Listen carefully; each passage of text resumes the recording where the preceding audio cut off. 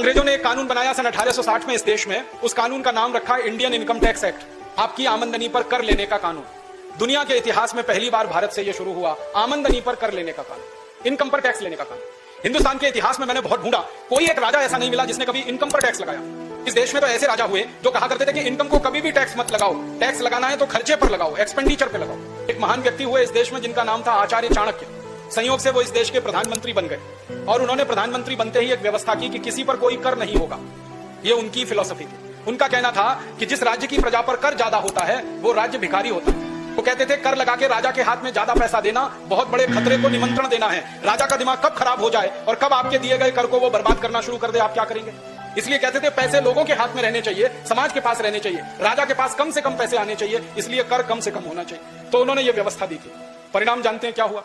इतने साल चाणक्य इस देश के प्रधानमंत्री रहे, भारत दुनिया में सोने की चिड़िया जैसा देश था।